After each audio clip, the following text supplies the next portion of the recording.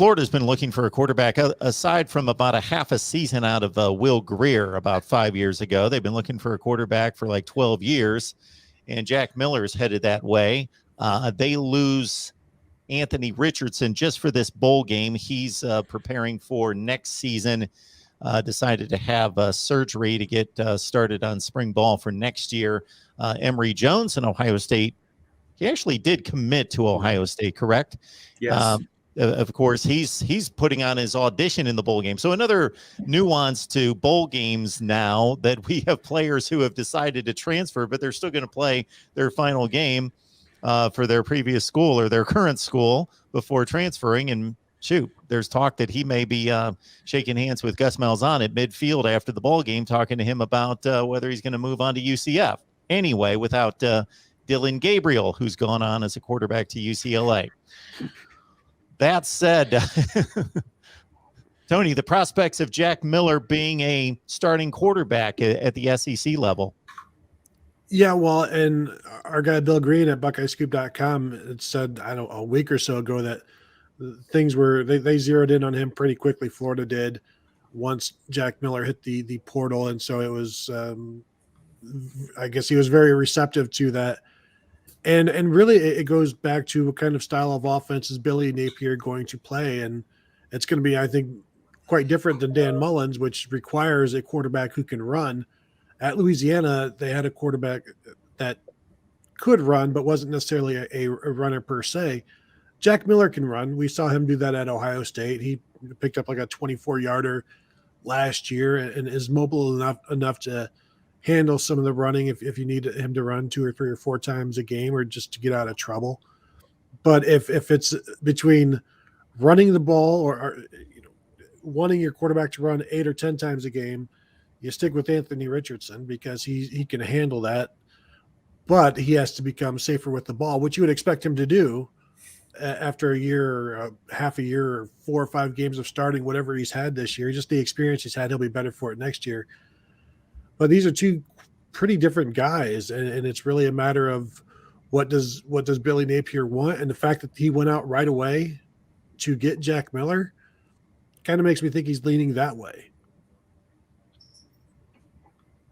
Kevin, anything on Jack Miller's prospects? Yeah, I don't disagree there. I mean, if you sit there and you make that immediate move, and I know that a lot of the quarterback dominoes have already started to fall into new camps, but Florida suddenly emerged in terms of the Jack Miller sweepstakes. I mean, the first I heard of it was, again, when Bill Greene had mentioned it over on Buckeye Scoop. But, I'd heard Ole Miss is a potential location for Jack Miller, heading back to one of the Arizona schools or at least being close to home at that point.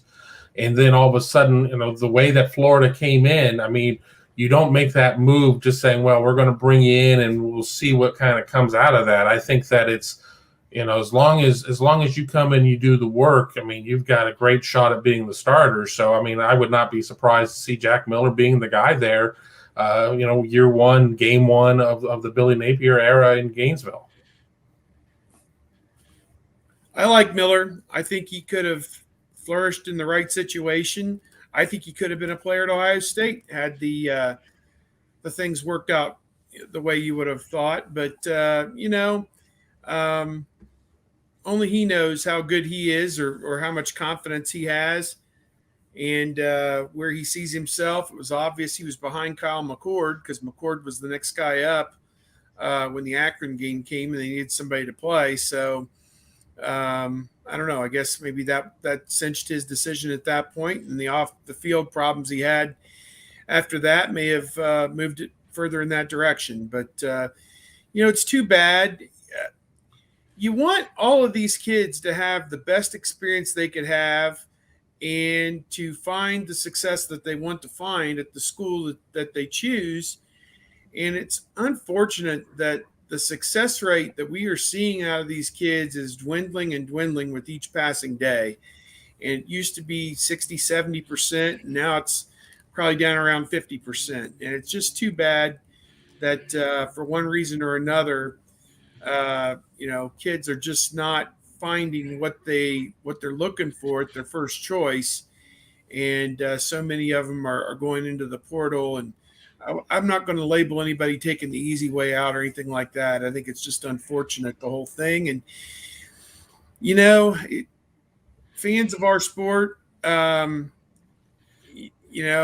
see a lot of disillusionment with the people that it's hard to follow a team when you don't know who any of the players are. And, when there isn't that two-way allegiance, I give it to you, you give it back to me type thing. So I don't know. But the television ratings are still as high as they've ever been. And maybe that's all that matters in this day and age.